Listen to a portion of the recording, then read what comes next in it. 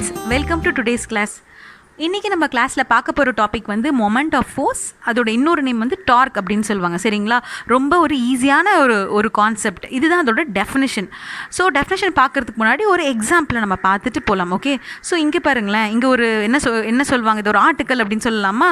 So வந்து இதை அந்த காலத்துலலாம் வந்து நம்மளோட முன்னோர்கள் என்ன பண்ணுவாங்கன்னு பார்த்தீங்கன்னா, ஜஸ்ட் ஏதாவது பொருளை கிரைண்ட் பண்ணனா இதை யூஸ் பண்ணி பண்ணுவாங்க. ஓகே, ஸோ இதில் நல்லா கவனித்து பாருங்கள், அந்த பொருளோட சென்டர் இருக்கா? Okay, fine. இப்போது அந்த கார்னரில், தட் இஸ் அதோட கைப்பிடி வந்து ஒரு எஜ்ஜில் இருக்குங்களா? சென்டரை விட்டு எவ்வளோ தள்ளி போயிருக்குன்னு பாருங்கள். அப்படி சென்டரை விட்டு தள்ளி போனால் அது ரொம்ப ஈஸியாக மூவ் ஆகும் அப்படின்னு நான் உங்களுக்கு சொல்லியிருக்கேன் லாஸ்ட் கிளாஸில். அந்த கான்செப்டிங்க அப்ளை பண்ணியிருக்காங்க. நெக்ஸ்ட்டு பார்த்தீங்கன்னா, அந்த சென்டர் இருக்குல்ல, அதை வந்து என்னென்னு சொல்லலாம், ஒரு ஃபிக்ஸ்டு பாயிண்ட்னு சொல்லலாமா, இல்லை ஃபிக்ஸ்ட் ஆக்சிஸ் சொல்லலாமா? அது நகர போகிறது இல்லை.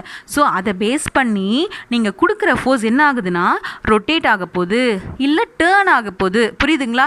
நீங்கள் கொடுக்குற ஃபோர்ஸ் வந்து என்ன ஆக போகுதுன்னா, ரொட்டேட் ஆக போகுது, இல்லைனா டேர்ன் ஆகுது. புரியுதுங்களா? ஒரு சர்க்கிள் ஃபார்ம் பண்ணோம், ரொட்டேட் பண்ணோம். புரியுதுங்களா? அபவுட் ஃபிக்ஸ்டு பாயிண்ட்னா, அந்த ஃபிக்ஸ்டு பாயிண்ட் அதோட சென்டர் இருக்குது பார்த்தீங்களா, அதை டிபெண்ட் பண்ணி, அதை பேஸ் பண்ணி அந்த ஃபோர்ஸ் ரொட்டேட் ஆகிறது தான் வந்து மொமெண்ட் ஆஃப் ஃபோர்ஸ், அப்படி இல்லை டார்க் அப்படின்னு சொல்லுவாங்க. சரிங்களா? இதான் டெஃபினிஷன்.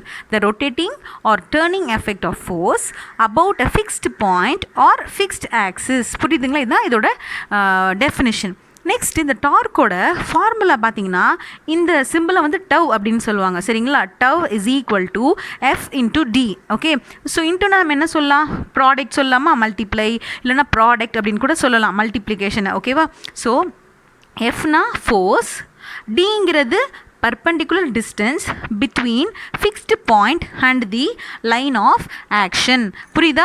ஸோ இது எப்படி அப்படின்னு பார்த்தீங்கன்னா, இங்கே ஒரு சர்க்கிள் இருக்குதுன்னு வச்சுக்கோங்களேன். ஜஸ்ட் இங்கே ஒரு சர்க்கிள் இருக்குது.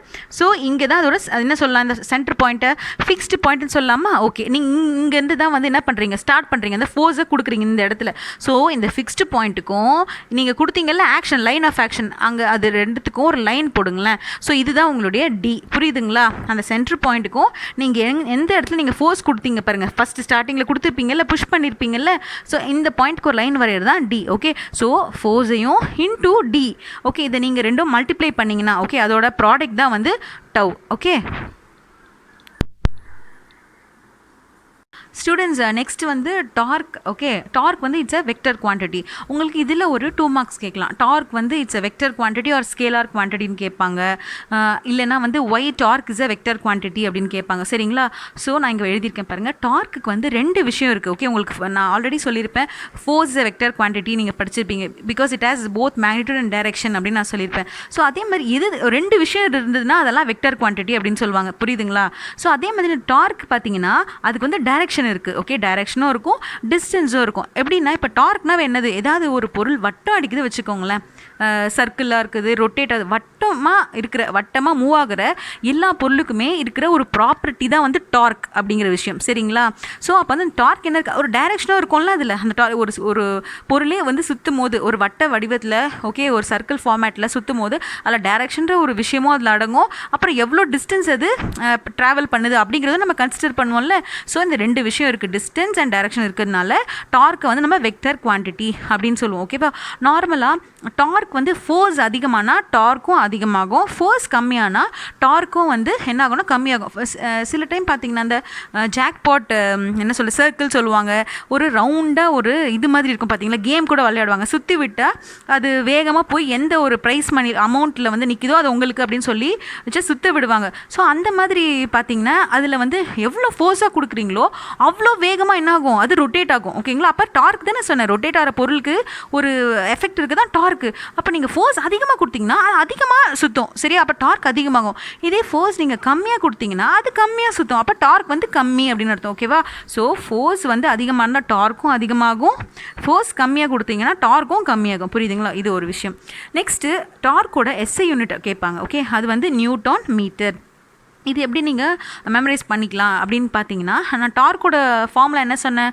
Tau is equal to F into d அப்படின்னு சொன்னேன்னா எஃப் இன்டூ டி மறக்கக்கூடாது. ஓகே, அது ரெண்டுமே மல்டிப்ளை பண்ணி இல்லைனா ப்ராடக்ட், தட் இஸ் ப்ராடக்ட் என்னென்ன மல்டிப்ளை தானே, ஸோ இன்டூ பண்ணி கிடைக்கிறது தான் உங்களுக்கு டார்க்கு. அப்போ ஃபோர்ஸோட வேல்யூக்கு பதில் நியூட்டன் அப்படின்னு அவங்க சப்ஸ்டியூட் பண்ணியிருக்காங்க.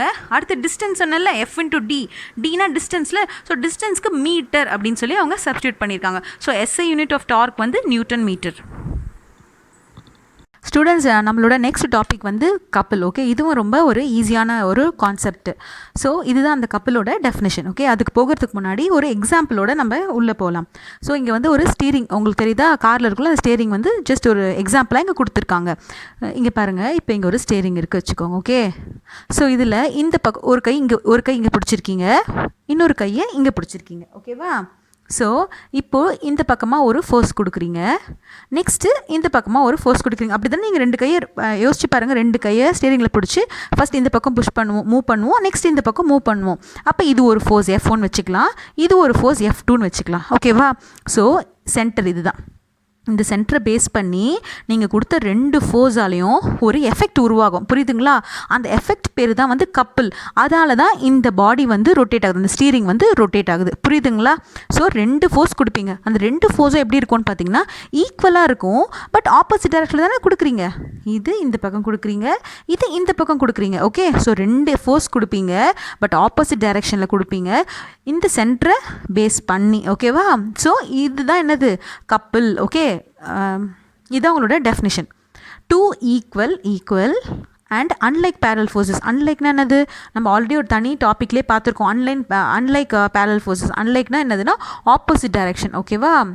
அன்லைக்னா ஆப்போசிட் டைரக்ஷனில் இருக்கும் அந்த ஃபோர்ஸ், வேறு டைரக்ஷனில் போகும். அப்ளை சைமல்டேனியஸ்லினா ஒரே டைமில் அப்ளை பண்ணுறீங்க, கொடுக்குறீங்க அந்த ஃபோர்ஸை அட் டிஸ்டன்ட் பாயிண்ட்ஸ்னால் ஒரு குறிப்பிட்ட பாயிண்ட்ஸில் கொடுக்குறீங்க. இது என்னது? கன்ஸ்டியூட் கப்பல். இந்த கப்பல்ன்ற ஒரு எஃபெக்ட் இங்கே உருவாது இல்லை, அதால் தான் இந்த பாடி என்ன ஆகுதுன்னா ரொட்டேட் ஆகுது. புரியுதுங்களா? ரெண்டு ஃபோர்ஸால். ஸோ இங்கேருந்து இதுதான் சென்டர் பாயிண்ட்டு. இந்த இடத்துல நீங்கள் ஒரு ஃபோர்ஸ் கொடுத்தீங்கல்ல, ஸோ இது ஒரு லைன் போடுங்களேன், இது ஒரு லைன் ஆஃப் ஆக்ஷன் அப்படின்னு வச்சுக்கலாம். அதே சென்டர்லேருந்து அடுத்த ஃபோர்ஸ் கொடுத்தீங்கல்ல, அங்கே எந்த இடத்துல நீங்கள் ஸ்டார்ட் பண்ணிங்களோ ஃபோர்ஸ் கொடுத்தீங்களோ அங்கே ஒரு லைன் வந்துச்சுன்னா இது ஒரு லைன் ஆஃப் ஆக்ஷன் அப்படின்னு நீங்கள் வச்சுக்கோங்க. ஸோ அப்போ இந்த லைன் ஆஃப் ஆக்ஷனும் இந்த லைன் ஆஃப் ஆக்ஷன் என்ன ஆகுதுன்னா கோயின்சைட் ஆகாது. புரியுதுங்களா? தனித்தனியாக தான் இருக்கும். ஓகே, ஸோ அதான் line of actions does not coincide அப்படின்னு கொடுத்துருக்காங்க. ரிசல்டன்ட் ஃபோர்ஸ் வந்து 0 இதுக்கு, இந்த கப்பலுக்கு. ஏன்னா நான் என்ன சொன்னேன்? ரெண்டுமே டூ ஈக்குவல் ஃபோர்ஸஸ் அப்படின்னு சொன்னேன். ஈக்குவல் ஃபோர்ஸ்னால் இதுவும் நம்ம ஆல்ரெடி பார்த்தது தான். F1 is equal to F2, இல்லைனா F1 மைனஸ் F2 அப்படியும் நம்ம சொல்லலாம். ரெண்டு ஃபோர்ஸும் ஈக்குவலாக இருந்தால், இல்லைனா F நெட். ஓகே, அதாவது மொத்தம் ரிசல்டன்ட் ஃபோர்ஸ் வந்து 0 அப்படின்னு நம்ம சொல்லுவோம். ஓகே, ஸோ நீங்கள் கொடுக்குற ரெண்டு ஃபோர்ஸுமே ஈக்குவல்னால ரிசல்டன்ட் ஃபோர்ஸ் என்னது? 0 அப்படின்னு நீங்கள் எடுத்துக்கணும். ஓகேங்களா? இதுதான் கப்பல். இந்த கப்பல் சொன்ன பார்த்தீங்களா, அந்த கப்பல் அப்படிங்கிற அந்த எஃபெக்டால தான் வந்து அந்த பாடி வந்து ரொட்டேட் ஆகுது. ஓகே, கப்பல்னால் ரெண்டு ஃபோர்ஸ் சொன்னேன். ஓகேவா? ஸோ இந்த கப்பலுங்கிற விஷயம் மூலமாக பாடி வந்து ரொட்டேட் ஆகுதுல்ல. So rotating effect of a couple is said to be moment of couple அப்படின்னு சொல்லுவாங்க. புரியுதுங்களா? அந்த கப்பலோட அந்த ரொட்டேட்டிங் எஃபெக்ட் இருக்குல்ல, அந்த கப்பல் வந்து சுத்துச்சுல, ரொட்டேட் ஆச்சுல, அந்த எஃபெக்ட் தான் என்னன்னு சொல்லுவாங்கன்னு பார்த்தீங்கன்னா மொமெண்ட் ஆஃப் அ கப்பல். இது ஒரு 2 மார்க்ஸ். ஓகேவா? Okay, fine. நெக்ஸ்ட்டு இந்த மொமெண்ட் ஆஃப் கப்பலை நம்ம எப்படி மெஷர் பண்ணலாம் அப்படின்னு பார்த்தீங்கன்னா M is equal to F into S. இதுதான் வந்து அதோட ஃபார்முலா. சரிங்களா? அப்போது எம்ங்கிறது மொமெண்ட் ஆஃப் கப்பல், எஃப்ங்கிறது any one of the force. ஏன்னா நல்லா யோசிச்சு பாருங்கள், இங்கே எத்தனை ஃபோர்ஸ் இங்கே ஆக்ட் ஆகும்னு சொன்னேன். ஒரு கார் ஸ்டேரிங்கில் ரெண்டு இடத்துல நீங்கள் ஃபோர்ஸ் கொடுக்குற மாதிரி இருக்கும். ஓகேவா? ஸோ அதில் ஏதாவது ஒரு ஃபோர்ஸ் எடுத்துக்கிறாங்க. நெக்ஸ்ட் எஸ் அப்படிங்கிறது perpendicular distance between the 2 line of action of forces. ரெண்டு இடத்துல நீங்கள் வந்து என்ன பண்ணீங்க? ஃபோர்ஸ் கொடுத்தீங்கல்ல, ஸோ அந்த அப்போனா ரெண்டு லைன் ஆஃப் ஆக்ஷன் உங்களுக்கு உருவாகும். சரிங்களா? அது ரெண்டுத்துக்கும் நடுவில் பெர்பெண்டிகுலராக எவ்வளோ டிஸ்டன்ஸ் இருக்குது, ஒரு லைன் வரைச்சு எவ்வளோ டிஸ்டன்ஸ் இருக்குது அப்படிங்கிற அந்த வேல்யூ தான் வந்து எஸ். ஓகேவா? So M is equal to F into s. இந்த மொமெண்ட் ஆஃப் கப்பலோட எஸ்ஐ யூனிட் பார்த்தீங்கன்னா நியூட்டன் மீட்டர். எஃப்க்கு வந்து நியூட்டன் சப்ஸ்டியூட் பண்ணியிருக்காங்க, எஸ்ஸுக்கு வந்து அது டிஸ்டன்ஸ் தானே, ஸோ அதை வந்து மீட்டர் அப்படின்னு சப்ஸ்டியூட் பண்ணியிருக்காங்க. இந்த எஸ்ஐ யூனிட் மாதிரியே சிஜிஎஸ் சிஸ்டமில் இதோட யூனிட் என்ன அப்படின்னு கேட்டாங்கன்னா டைன் சென்டிமீட்டர் அப்படின்னு நீங்கள் மென்ஷன் பண்ணணும். ஓகேங்களா? ஸ்டூடெண்ட்ஸ் உங்கள் ரீடரில் வந்து நெக்ஸ்ட் டாபிக் வந்து clock wise moment and anti clock wise moment அப்படின்னு கொடுத்துருக்காங்க. ஓகேங்களா? ஸோ இந்த பிக்சரை பாருங்கள், இது ஒரு பாடி, இது ஒரு பாடி. ஓகேவா? ஸோ என்ன ஆகுது நல்லா பாருங்கள், இங்கே ஒரு ஃபோர்ஸ் அப்ளை ஆகுதா, இங்கே ஒரு ஃபோர்ஸ் அப்ளை ஆகுது, 2 ஃபோர்ஸ் இங்கே இருக்குது. ஓகே, ஏன்னா கப்பல்னால என்ன சொன்னேன், 2 ஃபோர்ஸ் வந்து ஆக்ட் ஆகினா தான் கப்பல் அப்படின்னு நான் சொன்னேன். ஓகேவா? ஸோ ஒரு பொருள் என்ன பண்ணுறாங்கன்னா ஜஸ்ட் இப்படி ஒரு பாடி எப்படி திருப்புறாங்கன்னு வச்சுக்கோங்களேன். இப்படி திருப்பும் போது இங்கேருந்து இங்கே ஒரு ஃபோர்ஸும் இங்கேருந்து இங்கே ஒரு ஃபோர்ஸும். ஓகே, இது வந்து clock wise moment. Clock wise moment என்னது, நம்மளோட கிளாக் சுற்றுது இல்லை, அதான் கிளாக் வைஸ் மூமெண்ட். அது இங்கே பாருங்களேன், இங்கே F1 இங்கே F2 இங்கே, தட் இஸ் என்ன பண்ணுறீங்க, இந்த பக்கமாக ஜஸ்ட் அதை நகர்த்துறீங்க அந்த பாடியை. ஓகேவா? ஸோ இது வந்து ஆன்டி கிளாக் வைஸ் மூமெண்ட். அவங்க என்ன சொல்கிறாங்கன்னு பார்த்தீங்கன்னா, டைரக்ஷன் இந்த பாடி வந்து கிளாக் வைஸ் மூமெண்ட்டில் சுற்றுச்சுன்னா, நம்ம கிளாக் சுற்றுதில்ல அந்த டைரெக்ஷனில் சுற்றுச்சுன்னா the direction of the moment of a force, அதான் அந்த கப்பலோட டைரெக்ஷன் வந்து நெகட்டிவாக அவங்க எடுத்துப்பாங்க. புரியுதா? இதுவே உங்கள் பாடி வந்து ஓகே, அந்த பொருள் எந்த கப்பல் எஃபெக்ட் உள்ள அந்த பொருள் வந்து சுற்றுது இல்லை, அது வந்து ஆன்டி கிளாக் வைஸில் சுற்றுச்சுன்னா, அதாவது பின் பக்கமாக நம்ம கிளாக் போகிற அந்த டைரெக்ஷன் இல்லாமல் ஆப்போசிட், ஓகேவா, பேக்வேர்டாக அது சுற்றுச்சுன்னா ஆன்டி கிளாக் வைஸ் மூமெண்ட். அது ஓகே, அதுதான் anti clock wise moment. So அது என்ன சொல்கிறாங்கன்னா, டைரெக்ஷன் ஆஃப் த கப்பல் வந்து பாசிட்டிவ் அப்படிங்கிற ரீடிங் எடுத்துக்குவாங்க. புரியுதா? இன்னும் உங்களுக்கு கிளியராக சொல்லணும் அப்படின்னா ஜஸ்ட் இங்கே பாருங்களேன், இங்கே நான் என்ன எடுத்துருக்கேன், ஒரு ஜார் எடுத்திருக்கேன். ஓகே, ஸோ வந்து நல்லா பாருங்கள், இது வந்து இதுக்கு கிளாக் வைஸ்க்கு எக்ஸாம்பிள். ஓகே, ஸோ நான் என்ன பண்ணுறேன், ஜஸ்ட் இங்கே பாருங்கள், இந்த 4 விரலை நான் என்ன பண்ணுறேன், இந்த இடத்துல வச்சு இதை இப்படி ஓப்பன் பண்ணுறேன். ஸோ நல்லா கவனிங்க, இங்கே 4 விரலும் கீழே ஒரு விரலும் இருக்கும். ஸோ இங்கே ஒரு ஃபோர்ஸ், இங்கே ஒரு ஃபோர்ஸ். ஓகே, ஸோ நான் இப்படி திருப்பும்போது உங்களுக்கு தெரியுதா, மேலே ஒரு ஃபோர்ஸ், கீழே ஒரு ஃபோர்ஸ், மேலே கீழே. ஸோ இது F1, இது F2, இது F1, இது F2. புரியுதா? ஸோ இதுக்கு எக்ஸாம்பிள். இதுவே ஜஸ்ட் இங்கே பாருங்களேன், இங்கே ஆன்டி கிளாக் வைஸ்க்கு நான் என்ன பண்ணுறேன், இந்த பக்கம் F1, இங்கே F2. ஸோ நான் என்ன பண்ணுறேன், இங்கே வச்சு கொடுக்கும் போதே கீழேயும் பாருங்கள், கீழேயும் ஒரு ஃபோர்ஸ் கொடுக்குறேன்னா, ஸோ இதை வச்சு ஒரு ஃபோர்ஸ் இப்படி கொடுக்கும்போது கீழே இதை வச்சு ஒரு ஃபோர்ஸ் இப்படி போதா. ஸோ இது வந்து anti clock wise moment. 2 force கொடுக்குறேன். ஓகேவா? இங்கே ஒரு ஃபோர்ஸ், கீழே ஒரு force. So anti clock wise moment உங்களோட அந்த பாடி ஆன்டி கிளாக் வைஸ் மூமெண்ட்டில் இருந்துச்சு அப்படின்னா அந்த கப்பலோட டைரெக்ஷனை வந்து பாசிட்டிவ் அப்படின்னு அவங்க எடுத்துக்குவாங்க.